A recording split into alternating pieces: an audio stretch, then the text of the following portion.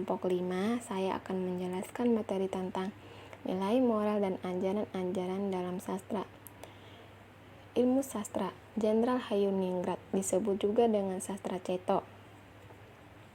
Suatu hal yang mengandung kebenaran, keluhuran, dan keagungan akan kesempurnaan penilaian terhadap hal-hal yang belum nyata bagi manusia biasa. Karena itu, ilmu sastra Jenderal ini disebut pula sebagai ilmu pengetahuan tentang rahasia seluruh alam semesta beserta perkembangannya. Untuk mencapai tingkat hidup yang demikian itu, manusia harus menempuh berbagai persyaratan atau perilaku khusus. Dalam hal ini berarti suksma. Jiwa dan rasnya juga harus bisa menunggal menyatu. Di antaranya adalah sebagai berikut. 1. Ngerowot. Hanya makan sayuran tanpa garam atau gula dan cukup minum air putih. 2. Mutih. Hanya makan nasi tanpa lauk pauk yang berupa apapun juga, termasuk garam dan gula. Boleh minum air, itu pun harus terus dikurangi volumenya. 3. Sirik. Menjauhkan diri dari segala urusan keduniawian. 4. Ngeblank. Tidak makan atau minum apa-apa sama sekali atau berpuasa dan tidak atur selama kurun waktu tertentu. Di sini seseorang juga melakukan semedi atau meditasi. 5. Patigeni. Tidak makan atau minum apa-apa sama sekali atau berpuasa, ditambah dengan tidak tidur dan tidak terkena cahaya atau api matahari dalam kurun waktu tertentu. Lalu selama melakukan patigeni ini, seseorang juga terus bersemedi atau meditasi. 6. Tapa brata. Setelah kelima, lalu terikat di atas dengan tekun. Selanjutnya seseorang baru akan siap melakukan tapa brata secara terus-menerus, tanpa makan, minum, dan bergerak di suatu tempat khusus, biasanya di alam bebas seperti goa, puncak gunung, hutan, dan air terjun. Pada saat semedi itulah, jika ia berhasil, seseorang akan mendapatkan ilham atau wisik goib. Selain itu, ada beberapa hal juga yang harus dilakukan apabila seseorang ingin mencapai tataran hidup yang sempurna. Semuanya harus dilakukan dengan kerendahan hati dan penuh kesadaran, tanpa ada paksaan atau karena ajakan seseorang. Adapun di antaranya yaitu 1. Tapaning jasad.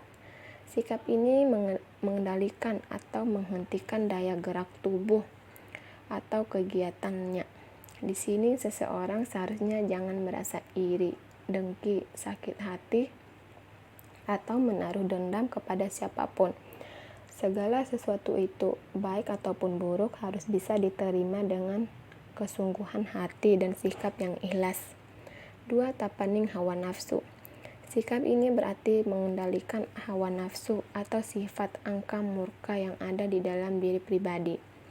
Pada tahap ini, seseorang itu hendaknya selalu bersikap sabar, ikhlas, murah hati, berperasaan mendalam, atau tenggang rasa, welas asih, suka memberi maaf kepada siapapun, juga taat kepada Tuhan Yang Maha Esa. 3. Tapaning budi. Sikap ini berarti selalu mengingkari perbuatan yang hina, tercela, dan segala hal yang bersifat tidak jujur atau munafik. Pada tahap ini, seseorang itu harusnya sudah berbudi pekerti yang luhur, memiliki sopan santun, sikap rendah hati dan tidak sombong, tidak pamer dan pamrih, serta selalu berusaha untuk bisa berbuat baik kepada siapapun. 4. Tapaning suksma. Sikap ini berarti memenangkan jiwa.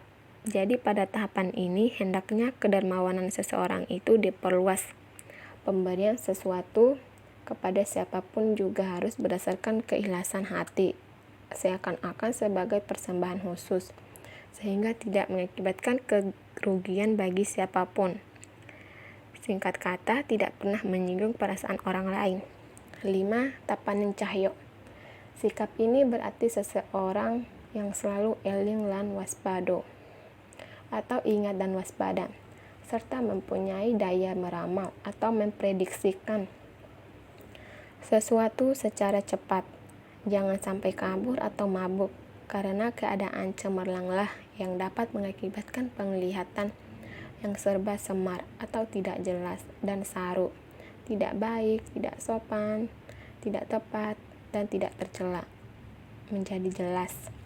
6. Tapaning gesang. Sikap ini berarti selalu berusaha sekuat tenaga dan hati-hati untuk bisa menuju pada kesempurnaan hidup. Hal ini bisa terjadi ketika seseorang sudah melalui kelima jenis tapa sebelumnya. Sekian, terima kasih. Wassalamualaikum warahmatullahi wabarakatuh.